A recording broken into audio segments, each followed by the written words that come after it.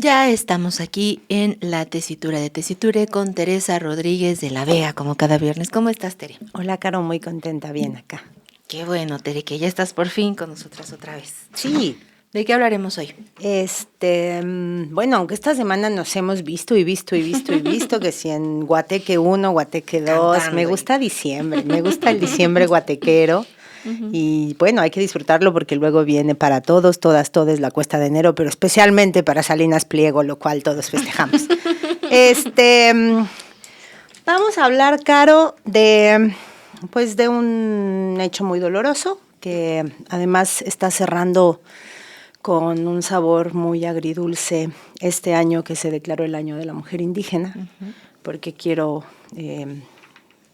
a sugerencia tuya, que me pareció un tema muy importante, pues que hablemos un poquito del caso de Ernestina Asensio, que esta semana, el 16 de diciembre, se determinó en la Corte Interamericana de Derechos Humanos,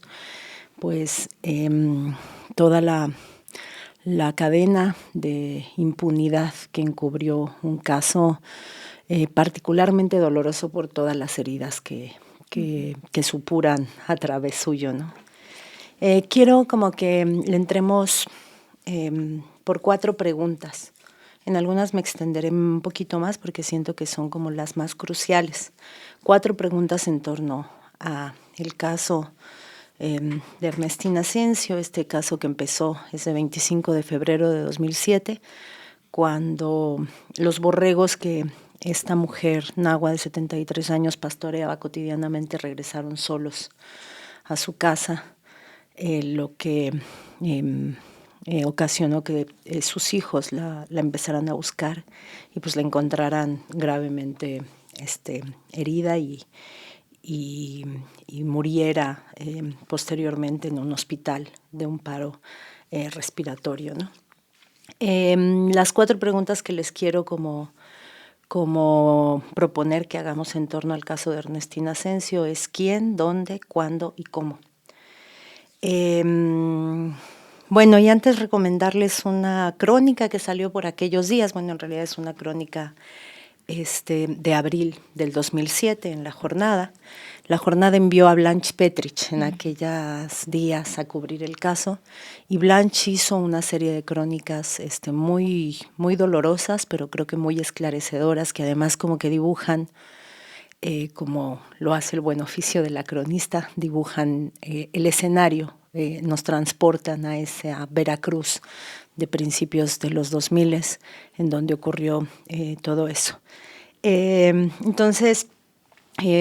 Empezando por quién. Ernestina Asensio, esta mujer indígena nahua, monolingüe, pastora, madre de 5 hijos, sus hijos Julio, Francisco, Marta, Juana y Carmen, gracias a quienes en gran parte hoy tenemos al menos verdad, ¿no? Aún no justicia, pero al menos verdad. Siempre las familias, como el motor de la justicia, las familias de las víctimas como motor de la justicia en México. Y en el quién no solo hay que parar un momento en el quién para nombrar a Ernestina, traerla a cuenta, sino pues para pensar todo lo que supura por esa herida. Hay muy poquitos casos como los de Ernestina que son tan visibles y que nos muestran de tan transparente manera la así llamada interseccionalidad, entendida como este juego perverso de opresiones que concentran y que hacen que el sistema se ensañe particularmente con quienes suman encuadres de opresión en sus biografías, ¿no? Estamos ante una mujer indígena, adulta mayor, además, monolingüe, donde la racialización también pasa por la discriminación lingüística, ¿no? Monolingüe y una mujer del campo, ¿no? Una mujer pobre del campo que se dedicaba al pastoreo de borregos. Si nosotros revisamos, y eso de hecho viene en la Corte, en el dictamen de la Corte, viene una reconstrucción, o más bien cuando mapean la zona dicen Ernestina es Ernestina, pero como Ernestina podemos encontrar muchos casos, no solo en el país, sino concentrados en Zongolica, Veracruz. Solo haciendo zoom a Zongolica, Veracruz, en los años en los que sucedió lo de Ernestina, tenemos, por ejemplo, en el propio 2007, solo 3 meses después de que sucediera el caso de Ernestina Asensio, el caso de una joven mujer náhuatl también, que además era una importante gestora cultural de la zona, participaba en el Consejo radiofónico indígena náhuatl. Bueno, ella fue encontrada sin vida, con claras muestras de violencia sexual, con un cinturón de varón atado al cuello, en la misma zona, solo 3 meses después de Ernestina, en mayo de 2007. En mayo de 2008, una adulta mayor indígena nahua, es decir, un espejo de Ernestina Asensio, fue encontrada en una milpa, en un maizal, también con muestras claras de violencia sexual, y solo un mes después, en junio de 2008, en la misma zona, otra mujer indígena adulta mayor, en las mismas circunstancias, con claras muestras de violencia sexual. Ya está muy, muy tipificado cuáles son las huellas que la violencia feminicida deja en sus víctimas. Es muy fácilmente establecible por la vía de los peritajes, ¿no? Y sin embargo, en estos últimos 2 casos, se construyó el relato oficial desde los peritajes forenses de que la causa había sido causa natural, ¿no? Muerte por causa natural.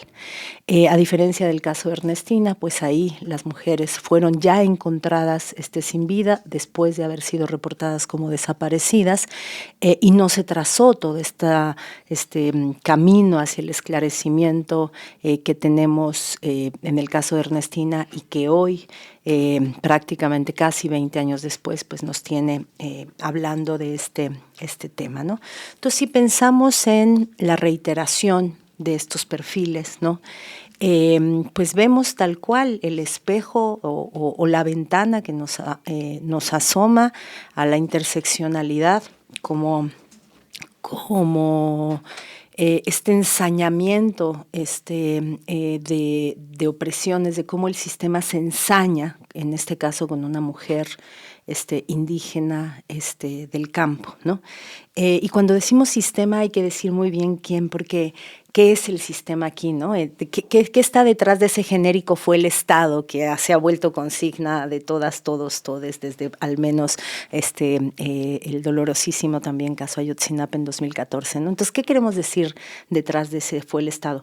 Por supuesto queremos decir fue el ejército, y aquí fue directamente el batallón de infantería sentado en las cercanías de la casa de Ernestina Asensio en la Sierra de Zongolica, Veracruz, por supuesto, es decir, el brazo armado del Estado, de la organización estatal, es el perpetrador material de esta violencia feminicida, de este feminicidio y violación tumultuaria, pero no solo el ejército, ¿no? También cuando decimos fue el Estado, en el caso de Ernestina fue el sistema de salud que no la atendió con prontitud. Ernestina murió después de un viacrucis por el sistema hospitalario veracruzano, de un paro respiratorio, ya cuando nada podía hacerse. Podemos perfectamente imaginar ese viacrucis, porque podemos imaginar cómo el sistema de salud, entre sus carencias y sus negligencias, atiende o no a una mujer indígena mayor monolingüe que llega con sus familiares, también entre monolingües y hablantes del castellano solo como segunda lengua, a pedir ayuda urgente, ¿no? Entonces fue el sistema de salud, pero no solo, fue todo el aparato judicial.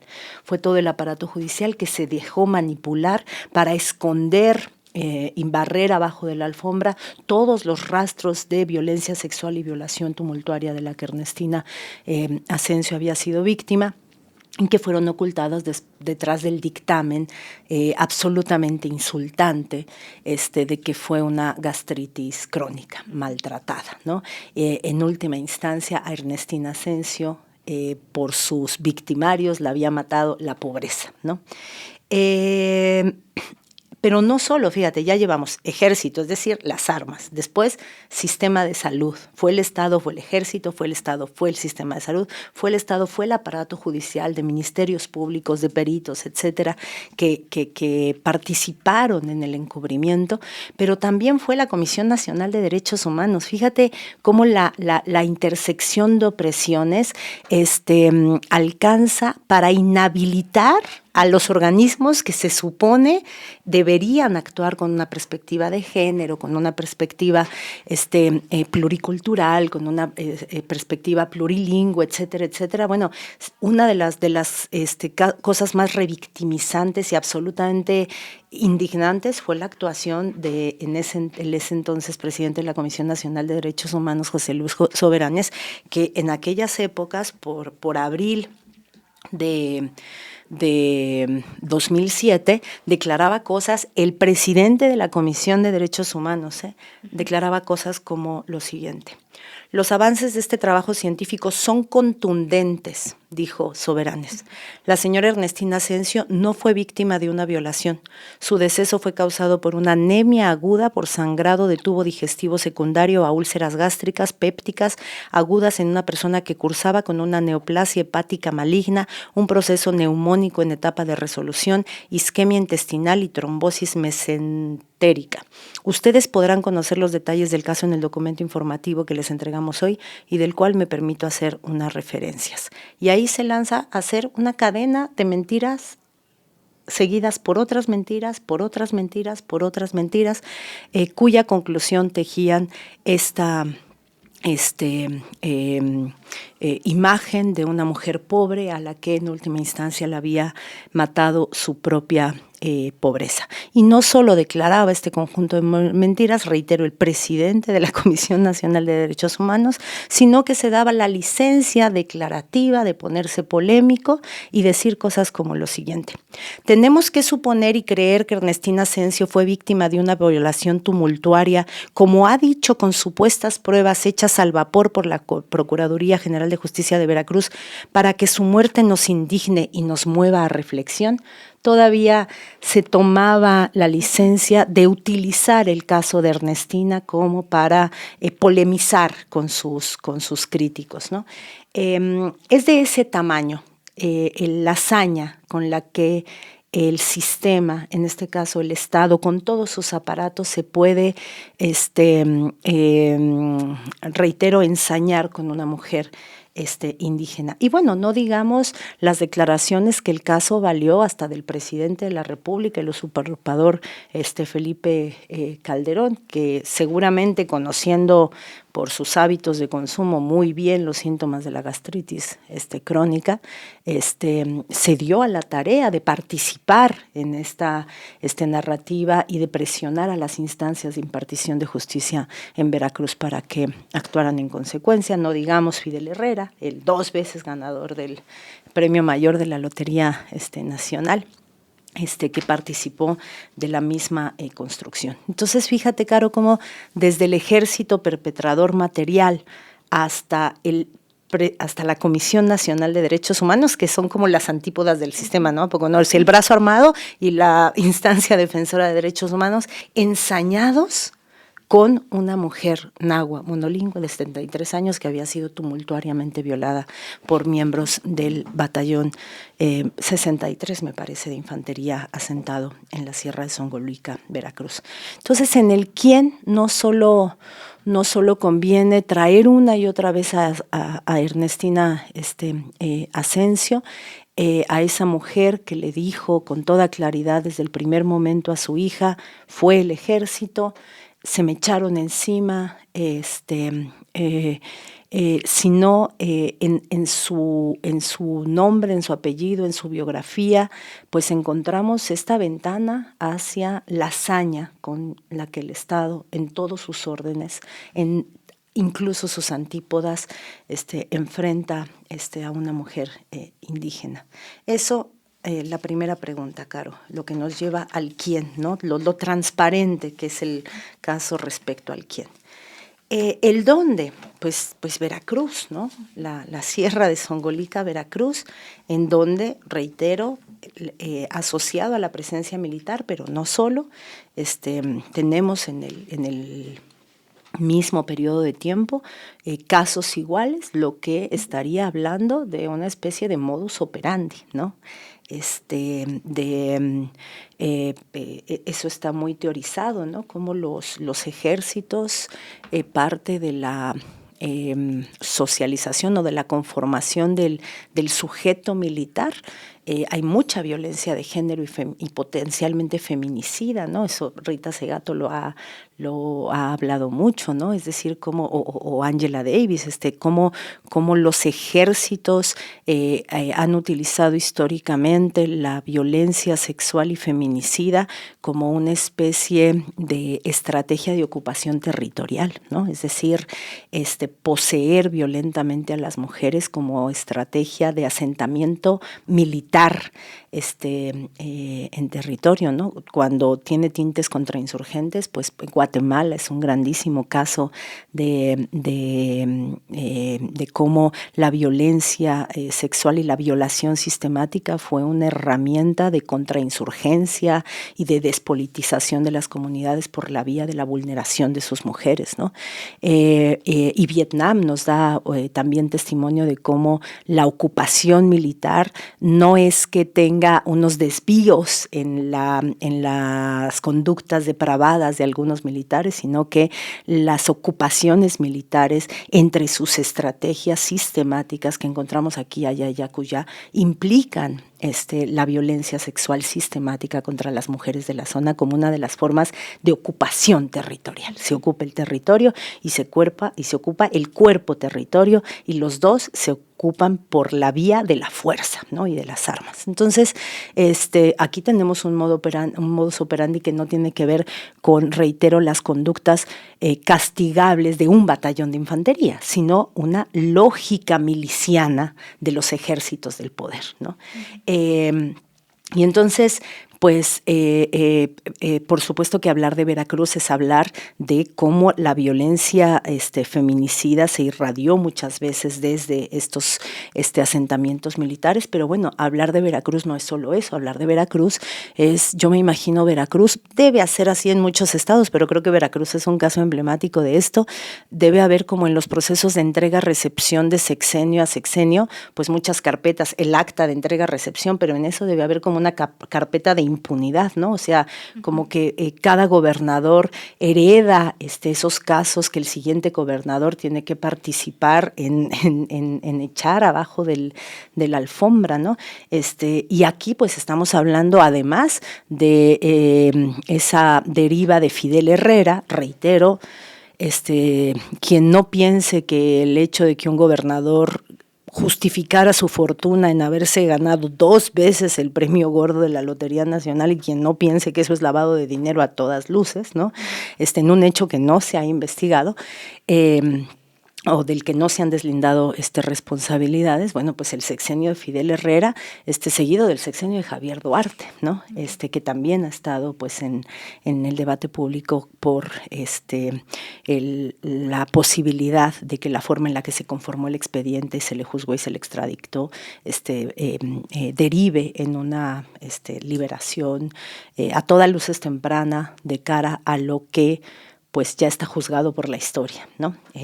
Respecto no solo a su enriquecimiento ilícito, sino a su participación en la desaparición, en el asesinato de periodistas y en la descomposición aceleradísima del estado de Veracruz por la vía de la infiltración del crimen organizado. Entonces, pues tenemos que hablar de Veracruz, no solo en clave marginación de sus zonas indígenas monolingües, pero no solo en clave de infiltración y de progresiva infiltración del crimen organizado en las estructuras de gobierno, sino también como expediente de impunidad sobre el que todavía en tiempos de la 4T no solo no se ha hecho justicia, sino que además pues se han revivido agravios, como por ejemplo pues el lavado de cara a los yunes, otros de los que han participado en estos procesos de entrega de recepción de los expedientes de la impunidad, ¿no?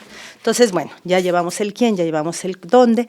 Del cuándo no hay mucho que decir, porque creo que de eso hemos dicho muchísimo, ¿no? El cuándo, 2007, acababa de arrancar el sexenio de Felipe Calderón, acababa de consumarse el fraude, llevaba apenas unos meses en el poder y su estrategia militarista, securitista, de militarización extendida, y no solo de militarización, porque eso es muy importante decirlo de cara a lo que voy a decir después, no solo de militarización, sino de cheque en blanco para la actuación de los militares, ¿no? El problema de la militarización tiene dos componentes. Uno, que no se ha logrado resolver y que de hecho se ha acentuado, tiene que ver con el conformarnos con la presencia militar cotidiana en labores de seguridad pública, como uno de los más importantes pilares de la estrategia. Ok, ese es el qué de la militarización, pero el cómo de la militarización en tiempos de Felipe Calderón, en la forma de la mal llamada guerra contra el narco, efectivamente, como lo ha dicho una y otra vez la presidenta, era en realidad un permiso para matar. Y no solo era un permiso para matar, sino era un permiso para disfrazar de daños colaterales cualquier actuación en la que pudiera ser implicado el ejército, o bien había el permiso para hacer lo que se hizo en el caso Ernestina Asensio, ¿no? Impunemente fabricar un caso de muerte natural, en este caso por gastritis crónica, pero ha habido muchas otras fabricaciones, amparando así pues el restablecimiento impune de la violencia militar en amplias zonas del país, ¿no? Entonces, pues el cuándo es importante. ¿Y por qué es importante? Porque casos como el de Ernestina Asensio, esta humilde mujer de 73 años, monolingüe, indígena, nahua, debería alcanzarnos para reconsiderar si no queremos ver ante la justicia a Felipe Calderón Hinojosa. Porque lo que le pasó a Ernestina Asensio, si le vamos a hacer caso a la sentencia de la Corte Interamericana de Derechos Humanos, la sentencia, como después diré, dice que se tiene que revisar toda la cadena de mando militar y civil. Esa cadena de mando por la vía militar hay que ver hasta dónde topa, porque, reitero, no puede asumirse que estamos ante un batallón de depravados cuando tenemos un modus operandi y mucha teoría que dice que la ocupación militar pasa por la agresión sistemática a las mujeres en territorio, sino también hasta dónde topamos en el mando civil. Y hasta dónde topamos en el caso de encubrimiento, cuando el propio presidente de la República salió a medios a dar por buena la versión hoy acreditada como una verdad histórica de esas que le encantaba fabricar al régimen de antaño, que en realidad era absolutamente falaz, encubridora y auspiciante de la impunidad, ¿no? Entonces, el cuándo importa. Porque en una de esas, una humilde mujer de 73 es la que nos tiene que recordar que hay que llevar a Felipe Calderón ante la justicia y que no podemos seguir diciendo la historia los juzgará, porque eso no repara. La historia no repara a las víctimas, o al menos no cabalmente. Entonces, eso respecto al cuándo. Y por último, Caro, al cómo, porque fíjate, la sentencia, me puse a leer como extendida la sentencia de la Corte Interamericana, y cuando la presidenta salió muy pronta a decir se atenderán puntualmente todas las recomendaciones dictadas por la Corte. Y fíjate, las recomendaciones tienen como 5 grandes rubros, ¿no? La primera tiene que ver, las recomendaciones que tienen que ver con la completa reparación del daño, ¿no? Entonces, la primera tiene que ver con identificar a las víctimas, ¿no? En este caso, las víctimas directas, los familiares de Ernestina Asensio, y dotarles de una ruta para la reparación del daño. Pero después, el segundo rubro de las medidas reparatorias que dictamina la Corte y a la que sentencia el Estado mexicano, y que el Estado mexicano ya ha aceptado, tiene que ver con fíjate cómo lo ponen, una investigación penal diligente, efectiva y dentro de plazos razonables que esclarezca completamente los hechos, identifique los responsables e impulse las sanciones, reconstruyendo toda la cadena de mando implicada en el orden civil y en el orden militar, ¿no? Fíjate, atender esa sentencia de la Corte nos lleva a la necesidad de volver a plantear si no vamos a imputar a Felipe Calderón por el caso de Ernestina Asensio en el rubro encubrimiento y fabricación de la versión oficial falaz que intentó cubrir a los militares en acción, ¿no? Y además ordena que esa investigación sea independiente, con perspectiva interseccional y de género. En esa perspectiva interseccional y de género se implicará el componente de la escena de militarización como auspiciante de esos eventos de violencia. Habrá que verlo, ¿no? Entonces, segundo rubro, la investigación. Tercero, rehabilitación. Cuarto, satisfacción, y me clavo, son medidas de satisfacción, así se llama, que también son interesantes porque en ellas también se encuentran todas las cosas que tiene que hacer el Estado mexicano en términos del reconocimiento, ¿no? Simbólico, las pedidas de disculpa, ¿no? Y la aceptación explícita de que el Estado, en todos estos órdenes, desde el Ejército, pasando por salud, por la impartición de justicia y llegando a la Comisión Nacional de Derechos Humanos, en la época participaron de esta atrocidad, ¿no? Y ahí, ¿cómo le va a hacer el Estado mexicano? ¿Cómo va a hacer convivir un reconocimiento tan cruento de un evento tan oscuro en la historia reciente de las Fuerzas Armadas mexicanas y mantener el enaltecimiento que ha hecho la 4T del Ejército? ¿Cómo lo va a hacer convivir? ¿O se va a ir por la vía de tenemos la manzana podrida y garantizaremos que no se volverá a podrir una manzana dentro del Ejército, pero en realidad el árbol está saludable? Híjole, ojalá no se haga así. Ojalá atender esta recomendación también haga revisar autocríticamente el proceso de enaltecimiento simbólico que la 4T ha hecho de una institución que tiene esto en su historia. Y estamos hablando de su historia reciente. Ya no estamos hablando del régimen autoritario del pasado, de la Guerra Sucia que hacía Lucio Cabañas y los vuelos no estamos hablando de eso. No estamos hablando de ese pasado lejano. Estamos hablando de elementos militares y mandos militares que siguen en activo. ¿Qué va a pasar con ese reconocimiento? Y después vienen, y esto a mí me parece muy delicado, después viene algo que toda buena sentencia de impartición de justicia tiene hoy en día, que son las garantías de no repetición. Este caso ya es de suyo propio injusto porque, pues, como muy bien dice el clásico, la justicia cuando no llega a tiempo ya es injusta, ¿no? Pero bueno, también dice el otro clásico de que la justicia llega tarde, pero llega, ¿no? Pero más se tarda, más memoria de injusticia genera. Este caso ya tiene mucha memoria de injusticia, pero si no se le dan garantías de no repetición, no habrá reparación concreta. ¿Y cuáles son las garantías de no repetición? Las que aparecen en la sentencia de la Corte son relativamente acotadas y atendibles por parte de las instituciones, porque tiene que ver con, por ejemplo, qué hacemos para que el Estado mexicano, en todas sus instancias, desde los derechos humanos hasta el Ejército, actúe ante poblaciones monolingües como las que tenemos, ¿no? ¿Cómo hacemos para que los sistemas de salud tengan intérpretes que ayuden al personal médico a atender desde la descripción del paciente de lo que le está sucediendo y no solo desde la descripción clínica que muchas veces ignora la sintomatología más importante, que es lo que está diciendo?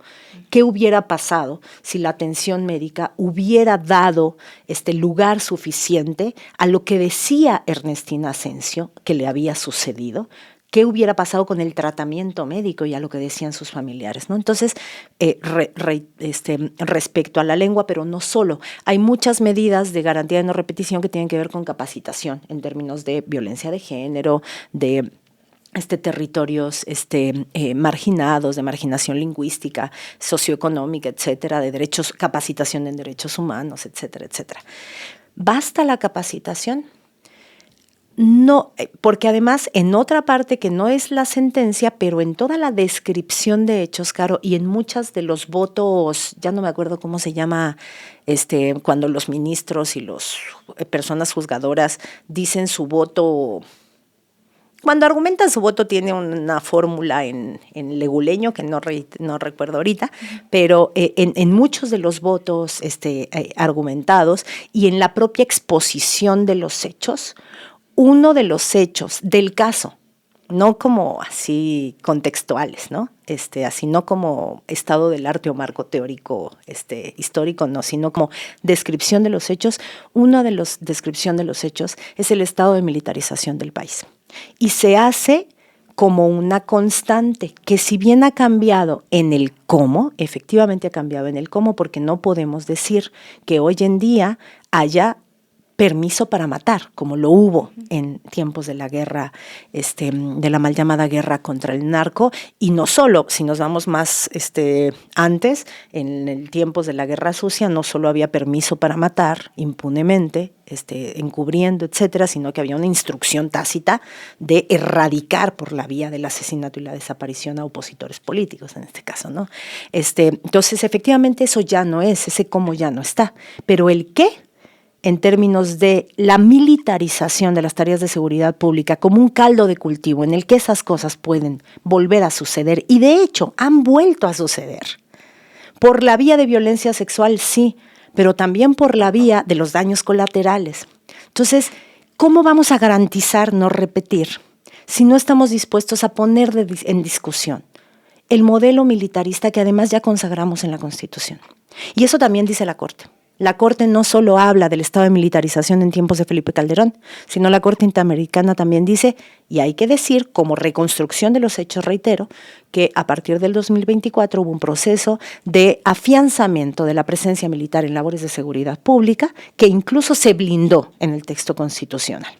Entonces ya se dejó en el diseño de la seguridad pública de la nación, ya no como un momento necesario para una situación de seguridad específica, sino como el diseño del Estado mexicano ya implica la labor de cuerpos militarizados en tareas de seguridad pública, con la militarización de la Guardia Nacional, ¿no? Su entrada a la Secretaría de la Defensa Nacional.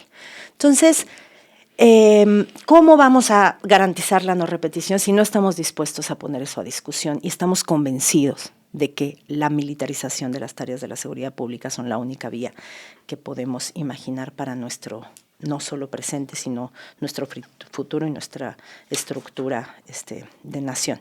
Entonces, pues todas esas interrogantes, Caro, creo que nos tendrían que ayudar a pensar qué trae a cuenta el doloroso caso de Ernestina Asensio, porque creo que la mejor forma de rendirle homenaje a esa humilde mujer es que le entremos a la discusión de todo lo que todavía está, que impide que se imparta justicia de manera completa, como lo ordena la Corte Interamericana. Y ahí le dejo. Ay, Tere, ¿y cómo podríamos comenzar a hacerlo? Hace un momento lo que decías y describías, ¿no? De como sustancial al ejército y a la ocupación militar, lo que implica la ocupación violenta también del cuerpo de las mujeres. Por lo que nos dice, es una cuestión sistemática, histórica. Cuando hemos hablado aquí de, por ejemplo, estos informes de la ONU sobre desapariciones, ¿no? Y la parte del papel del Estado, también hemos hecho como una diferenciación, ¿no? O sea, de que sigue siendo una parte del Estado, aunque esta vez puede ser ya no de encubrimiento por parte del Estado, ¿no? O ejecución, pero a veces de omisión, ¿no? Si esto es sistemático e histórico, y es esto que dices, no son acciones aisladas, no son hechos aislados de algún batallón o de algunos militares, ¿no? Es la propia concepción de un elemento del ejército, o sea, de su conformación. ¿Cómo podríamos iniciar esta discusión llevándolo hasta ese punto tan profundo?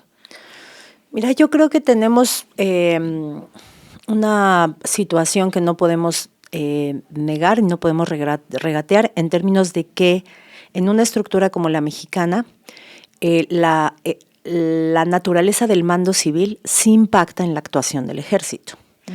Imagínate qué tanto puede cambiar la actuación del ejército cuando el mando civil último, el jefe supremo de las Fuerzas Armadas, es un Felipe Calderón, al que le encantaba vestirse de militar, aunque le quedara grande el traje, literal y metafóricamente, y participaba con esta desvergüenza y esta indolencia de esta narrativa. En el caso de Ernestina Asensio, fue una gastritis crónica, o sea, el presidente dándose la licencia de participar y esparcir una mentira. O el discurso absolutamente indolente del daño colateral, ¿no? O sea, la mentira, el daño colateral, así es si se aguantan, no va a haber otra forma. Y por otro lado, la criminalización de los daños colaterales, todos los casos de fabricación en el que se sembraba armas a civiles asesinados extrajudicialmente por el ejército para auspiciar la mentira de que eran integrantes de algún grupo delictivo, ¿no? Entonces, reitero, es absolutamente cierto, es estrictamente verdadero lo que ha dicho la presidenta en términos de que ya no hay ese permiso para matar. Ya el discurso del mando civil no está invitando a las Fuerzas Armadas a actuar sistemáticamente así. Eso es completamente cierto y no podríamos regatearlo, ¿no? No solo ya no hay la indicación expresa de perseguir desde el ejército, como en tiempos de la Guerra Sucia, ya no hay esta política indolente, absolutamente indignante de tiempos de Felipe Calderón, que todavía estuvo en tiempos de Peña Nieto. Si vemos pues, la fabricación de la verdad histórica, pues nuevamente es exactamente ese poder dando los instrumentos y casi que la instrucción de construyas el relato de la impunidad para las Fuerzas Armadas, ¿no? No estamos en esa situación, pero no estamos tampoco en una situación en la que digamos que se ha enfrentado las dinámicas estructurales de los cuerpos militares que derivan en que sigamos teniendo casos de daños colaterales. En este sexenio ya tenemos casos de daños colaterales, perpetrados no solo por escuadrones del ejército, sino de la Guardia Nacional, ¿no? Entonces, que siga sucediendo quiere decir que hay mecanismos de formación de las Fuerzas Armadas que derivan en esa actuación sistemática, en esos modus operandi, ¿no? Y en el caso muy doloroso de Ernestina Asensio, desmantelar los procesos estructurales que hacen que la violencia sexual sea una estrategia de ocupación militar, tendría que pasar por modificar la lógica misma de las Fuerzas Armadas, la lógica profundamente masculinizante de los mecanismos de inserción a las Fuerzas Armadas, de todo el performance, toda la performatividad del soldado que deviene soldado, el aguante, la virilidad, hay como procesos de conformación de una masculinidad asociada al ejercicio del militar, que son pues la causa de que después encontremos estas cosas. Entonces tendríamos que cambiar la lógica incluso de la disciplina militar, ¿no? Y eso suena muy poco probable y se antoja muy poco probable con la importancia que se le está dando a la extensión territorial de cuerpos militares para detener y enfrentar a ejércitos paramilitares del crimen organizado, ¿no? No creo que podamos tener un ejército de nuevo tipo si necesitamos un ejército o si le estamos apostando a enfrentar a la delincuencia por la vía de la militarización. Entonces creo que en última instancia, Caro, no podemos garantizar que este tipo de casos no se repetirá si no estamos dispuestos, al menos, a poner entre signos de interrogación la ya muy decidida toma de postura de que la militarización es necesaria, es una realidad necesaria.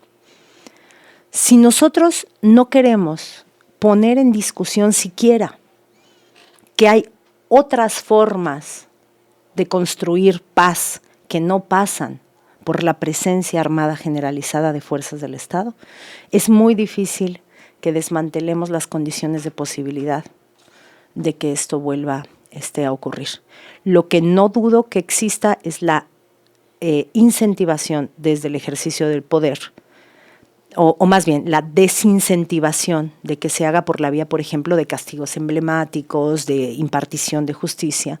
Ok, pero la garantía de no repetición siempre tiene que ir más allá de que estemos dispuestos a actuar expeditamente cuando vuelva a suceder, ¿no? Entonces no lo veo fácil, la verdad no lo veo fácil, porque sí hay una toma de postura de la 4T, y hay que decirlo, la 4T decidió claudicar con sentido de realidad y lo que se asume como un sentido de responsabilidad histórica, pero decidió de claudicar en el antimilitarismo que le era endémico como propuesta política desde la oposición. Uh-huh. Y algo que también me querría detener por lo que mencionaste es sobre el juicio histórico a Felipe Calderón, que no es suficiente un juicio histórico, él impunemente hoy continúa no solo eso, viajando, caminando por las calles, tomándose fotografías, sino también asistiendo a medios de comunicación. Hace unos meses que lo veíamos en esta entrevista de YouTube, hablando de un imaginario muy extraño de lo que fue su sexenio y diciendo que no había robado un solo peso. ¿Por qué es necesario un juicio político contra Felipe Calderón? Creo que primero porque hay muchos resabios del calderonato en el sistema político actual. Y segundo y sobre todo porque lo que sucedió en el sexenio de Felipe Calderón en términos como del baño de sangre y la ola de muerte y desaparición que suscitó su estrategia absolutamente cómplice con el crimen organizado, no se va a resolver ni con, tenemos un país de víctimas, eso lo sabemos. De esas víctimas que tenemos, la gran mayoría son víctimas directas de la estrategia de seguridad, de Felipe Calderón. Y sabemos hoy en día que el trabajo con víctimas es uno de los trabajos más complicados para la 4T, la relación con las organizaciones de víctimas. Y impartir justicia a esas víctimas, ¿qué implica? Pues hay actos de reparación y de esclarecimiento y de poner a trabajar instancias como, por ejemplo, la forense, que no se ha puesto a trabajar, y la crisis de no identificación de cuerpos en el país no se ha logrado resolver, y sí es gravísimo. Pero más allá de todos esos esclarecimientos puntuales que a las personas le van a dar certeza de dónde están las personas a las que están buscando, o qué les pasó, tenemos una deuda histórica en términos de esto fue causado por una estrategia criminal de seguridad pública, criminal, que ya está determinada como criminal incluso por instancias judiciales de otro país, ¿no? Entonces, yo sí soy una convencida de que el juicio de la historia no alcanza, porque el juicio de la historia, reitero, no da garantías de no repetición. Y además tenemos pues muchos brazos del calderonato, empezando por Margarita Zavala, y incluso tenemos la hipótesis de su regreso a la vida pública, ¿no? Lo ha anunciado varias veces que puede estar entre sus planes. Y creo que ahí la 4T tiene que ser mucho más decidida, ¿no? Ese cierre parcial que se le dio con la consulta del juicio a los expresidentes me parece una muy mala resolución, porque en este país hay mucho dolor. Y todo lo que no se haga en eso, pues va a terminar sonando a pacto intraclase política, ¿no? En la mañanera se puede denostar cotidianamente a Felipe Calderón, como se ha hecho con muy justas razones, pero si eso no se acompaña de la conformación de expedientes judiciales que lo inculpen o lo procesen por lo que a todas luces se le puede procesar, por lo menos, así, por supuesto que creo que no alcanza solo para eso, pero por lo menos para su inhabilitación perenne como sujeto en la vida pública del país, pues creo que, reitero, el juicio de la historia no alcanza y hay que poner a trabajar al juicio de las instancias procuradoras de justicia. Uh-huh. Veamos si la otra Ernestina Godoy, algo cambia en ese rumbo, ¿no? Ahora toca una investigación penal que reconstruya toda la cadena de mando civil. Uh-huh. Creo que lo tocaría, que la mesa está puesta. Uh-huh. Finalmente, Tere, me gustaría también detenernos, por último, en la situación de Veracruz. Mencionadas precisamente a Javier Duarte, ¿no? Ahora este proceso que tiene y tal vez la próxima liberación, que también ya hay una medida ahí de la Fiscalía General. Sin embargo, las acusaciones pues no son probablemente por lo más importante, que han sido las desapariciones y asesinatos a periodistas, a jóvenes, a mujeres también, una crisis muy dolorosa que pasó Veracruz en ese tiempo. Y ahí te quisiera preguntar también, bueno, tu perspectiva sobre estas nuevas actuaciones de la Fiscalía, también con lo de el exgobernador de Chihuahua, ¿no? Que pareció como el primer movimiento importante de Ernestina Godoy, pero también si podemos hablar un poco sobre por qué es importante recordar y volver a traer a personajes como estos, o sea, en el sentido de Javier Duarte, César Duarte, en el caso también de Felipe Calderón, y que no es solamente como algo anecdótico regresar a la historia porque estemos clavadas en ello, sino porque es una cuestión también de una justicia que no ha llegado, porque las acusaciones contra Duarte no son por estos casos ahora, o la pena que estuvo pagando no es por estos casos, o por el escándalo también del agua destilada en lugar de vacunas, ¿no? Claro. ¿Cómo ves esto? Mira, creo que sin duda se notó muy rápido el cambio de timón en la Fiscalía y eso es a todas luces festejable.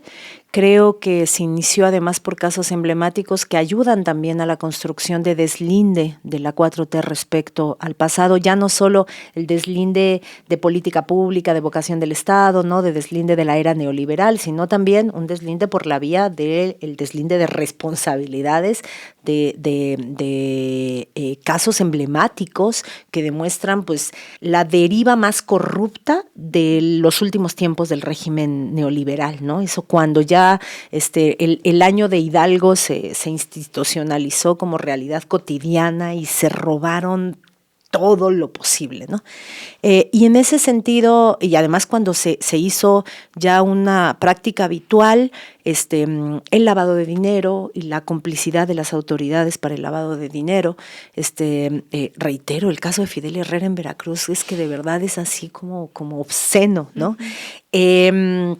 Y además realidades que se vieron como muy aceleradas con el proceso absolutamente agresivo y rapidísimo de infiltración de mega organizaciones, mega criminales, macro criminales en los distintos órdenes de gobierno. Y entonces pues creo que el cambio de timón ya se vio, se está viendo en casos emblemáticos, al menos 3, llegandito Ernestina Godoy empezaron a moverse esas carpetas y a desempolvarse esas carpetas de investigación, sí los 2 Duartes, pero también Cabeza de Vaca, y eso sin duda es muy importante. Y sin embargo, creo que si con eso nos damos enteramente por satisfechos y no vemos que la impunidad en Veracruz descansa en parte por estructuras territoriales de cacicazgos y complicidades territoriales locales que subsisten y que, por ejemplo, son de las que se ponen muy agitadas en cada relevo sexenal en Veracruz. En cada relevo sexenal, Veracruz es un hervidero, y un hervidero que se traduce, Caro, en incertidumbres concretas. O sea, si el que me cobraba derecho de piso me lo va a seguir cobrando, o ahora ya le tengo que pagar a alguien más. Es decir, en muchos lugares de la República, pero especialmente de Veracruz, un Javier Duarte, un Fidel Herrera, lo que sabemos de los Yunes y lo que alcanzaremos a saber detrás del acuerdo para construcción de bloque y de mayoría relativo, eso, o sea, incluso ya en tiempos de gobiernos de Morena, cada recambio sexenal, lo que sucede en Veracruz está en última instancia protegido porque las estructuras de cacicazgos locales cómplices no se han desmantelado. No se han desmantelado, ahí siguen, y la gente en Veracruz lo sabe. Los tiempos de paz en Veracruz es un tiempo de acomodo entre grupos criminales y sus representantes en los poderes locales. Veamos, es muy temprano para saber el sello de Rocío Nale al frente del gobierno de Veracruz. Hay buenas señales en que algunas cosas podrán cambiar drásticamente de rumbo, no sin contradicciones ni sin tensiones, pero hasta al menos el gobierno previo de Cuitláhuac, en Veracruz, la 4T no ha logrado desmantelar y no ha querido desmantelar las estructuras de poder fáctico local, de crimen organizado, de lavado de dinero, de corrupción más clásica y llana, y siguen ocupando las más importantes plazas del gobierno municipal y regional en la zona. Entonces, pues no se ve fácil. No se ve fácil. Y en medio, pues, lo que resulta, lo doloroso que resulta de Veracruz para la prensa, ¿no? Sí. Ahí vuelvo a recomendar siempre este podcast que hizo Paula Mónaco, María de Beck y Miguel Tobar, Veracruz de los Silencios, que retrata algunos casos emblemáticos de violencia contra la prensa en el estado de Veracruz durante los últimos gobiernos, casos por los que, por ejemplo, Javier Duarte no ha sido juzgado. Tere, pues nos dejas pensando mucho. Seguramente vamos a ampliar esta conversación en las próximas tesituras. Seguro que sí. Pero ya será el próximo año porque hoy es la Exacto, última tesitura del año. Creo que la próxima semana van a pasar así como algunos bloquecitos, ¿verdad?